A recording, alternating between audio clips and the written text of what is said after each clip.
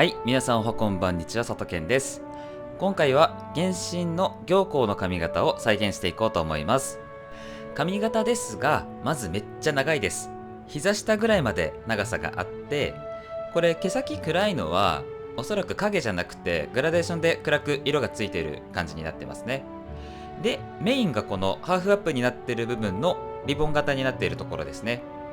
実はこれ割とありえない毛の流れで描かれているので、普通のリボンの作り方とは違うやり方で作ってみようと思います。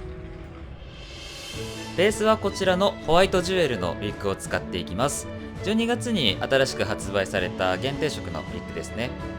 長さが120センチあるんですけれども、僕の身長が175ぐらいなので、それでだいたい膝ぐらいまでありますね。行幸の身長を考えたらこのぐらいの長さでいいんじゃないかなと思います。あとはリボン用に毛束もセットで販売されてます。長いウィッグ絡まりやすいので気をつけてください。はじめにカットからしていきます。横の髪のブロッキングは斜めに取っていった方がいいですね。もし仮にまっすぐ取ってしまうとこんな感じで、ウィッグの根元も見えてしまうし、地毛でやったら地肌が見えてしまうので、こんな感じで斜めにブロッキングしてあげるとそこが隠れていい感じになるかなと思います。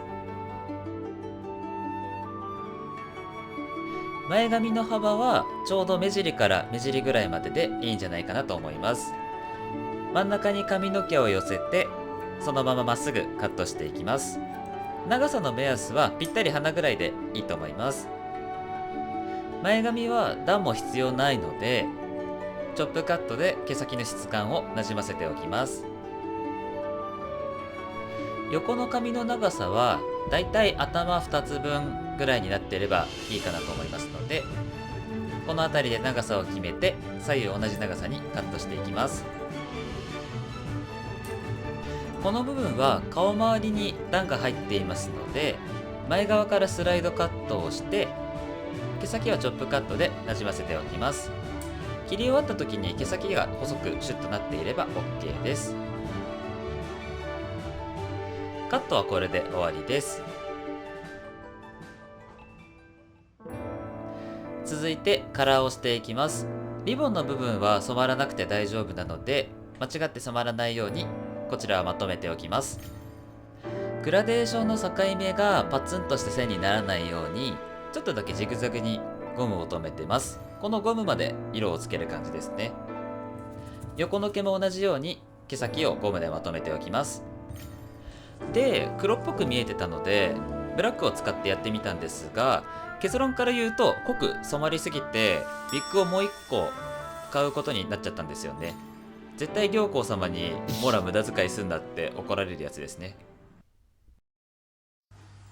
はい、ということで新しいウィッグでもう一回切り直しまして、黒じゃなくてブラウンベースでちょっと黄色を混ぜた色がちょうど良かったので、その色に毛先を染めて、あとサイドの毛先ですね、こちらも染めていきます。色はこんな感じになってます。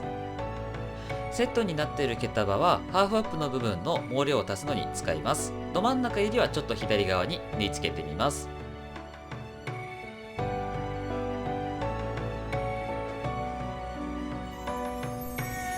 はい、久々に本業迷子のお時間でございます。行幸様の髪飾り、かんざしですね、これを木で作っていこうと思います。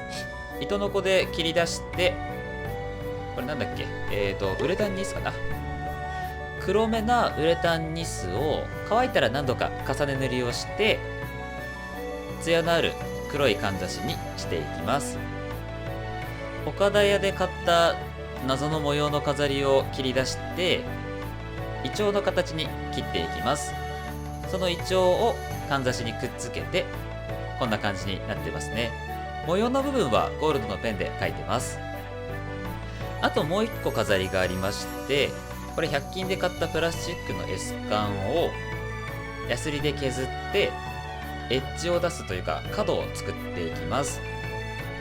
表面ザラザラな状態の方が塗装した時にアンティークっぽくなるかなと思ってそのままゴールドで塗装してます。タッセルっぽい部分もちょうどいい色とか長さのものが売ってなかったので作りゃいいかと思って糸をぐるぐる巻きにして頭を縛ってタッセル型に作ってみました。S カンの塗装が乾いたのでパールの飾りと S カンとタッセルをテグスで通して、これでもう一つの飾りが出来上がりです。長さは後で微調整します。冒頭で普通のリボンと違うという話したと思うんですけれども、一回普通のリボン作ってみますね。まず毛束を3つに分けて、左右の毛束を丸めて一度ピンで留めていきます。余った毛先も中に入れて、こちらもピンで留めていきます。同じ形同じ大きさのものを左右で同じように作っていきます。真ん中の毛束を持ってきてピンで留めたら、これでリボンの形が出来上がるんですが、作り方多少違えど普通のリボンの形こうなるんですけど、これだとなんかおかしいんですよね。イメージ的にはこういう風になりたいんですよ。なんですけど、これ多分貫通してもそうはならないので、もしかしたら毛の流れが縦なんじゃないかなってちょっと疑問があって、あとはこのリボン上から見ると若干恥ずかしい感じになってしまうので、これではないなと。で、軍玉閣案件というかめっちゃ考えてたんですけれど、ねじってみたりとかかんざしに直接巻いたりをやってみて、これいい感じじゃんと思ってここまで作ってたんですが、真ん中の毛束を巻いた瞬間に毛の流れが全部同じすぎてリボンに見えないっていう感じになったので、これもダメと。何回かやり直してるうちに盛大に絡まってしまいまして、以前絡まってた時とちょっと訳が違って、今回スプレーしちゃってたんですよね。なんで全然ほどけなくて、ものすごいほどくのに時間がかかってしまったので、皆さんはお気をつけください。3分20秒ぐらい前と同じ状態に戻してやります。今回ちょっと脇道が多くなっちゃったんですが、これが動画の間が空いてしまった理由でございます。なのでここからが本編みたいなもんですね。ハーフアップにしてしっかりゴムで結んでおきます。ここからが本題の行幸のリボンですね。さっきの普通のリボンは3本に分けていたと思いますが、今回は2本で分けて作ってみます。おのおのの毛束の根元をもう一度ゴムでしっかり結んで、こんな感じにしてあります。片側ずついきますね。これをもう一回折り返して、さっき結んだゴムのところでもう一度ゴムで結びます。だいたい幅はリボンの大きさぐらいにしてやるといいかなと思います。もう一本も同じように折り返して、さっきと同じ位置でもう一度縛ります。2本のうちどっちの毛束でもいいので、1回上を通しておいて、その毛束の上にかんざしを置いて、ちょっと動かないように1回仮止めで置いておきます。そのかんざしに結んだ先の毛束をぐるんぐるん巻いて、リボンの真ん中を作っていきます。もし長すぎたりしたら多少切っても大丈夫かなと思います。そもそもできたリボンにかんざしを刺すんじゃなくて、かんざしに巻くっていうね。しっかり巻いたら真ん中の毛束のところを両側からピンで留めて固定しておきます。仮止めに使ってたピンはここで抜いちゃいます。余った毛先はリボンの下でねじって、かんざしのすぐ近くで留めてあげると後で隠れてくれるので、ここに収納しておきます。結んで輪っかになっている部分をぐっと引っ張ってきれいに開いていきます。開いた両側をきれいに合わせるように留めてあげると、なんとなく形が見えてきたんじゃないかなと思います。かんざしをくるむように巻いていきます。ハーフアップにしている部分の表面にしっかりテールを通して、ここはきれいに作っていきます。で、その後に横の毛を重ねてあげると、先ほど言ったようにビッグの中身は見えなくなりますね。真ん中の部分は先にスプレーを振ってきれいに整えておきます。リボンになっているところの縁をアイロンで少し潰して、ややフラットな形を作っていきます。前髪はセンター分けなので真ん中で分けて、毛先を外に流れるようにカールさせていきます。アイロン後の毛束は熱いので気をつけてください。もうここまで来たらそんなにやることはないですね。左右のサイドの毛を内巻きにして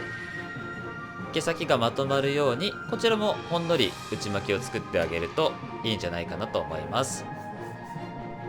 たまにちょっとこう細かく動いてる毛束もあったりしますので、その辺は好みで少し動きをつけてあげたらいいんじゃないかなと思います。前髪もしっかり固めておきたいので、フェイスガードをしながら前髪を固めていきます。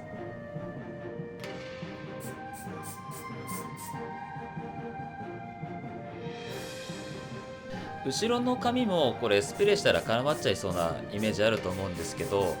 かえって何もしないと余計絡まっちゃったので、ちょっとだけ固めてあげた方がやりやすかったですね。最後に S 字の飾りをつけて、これで完成です。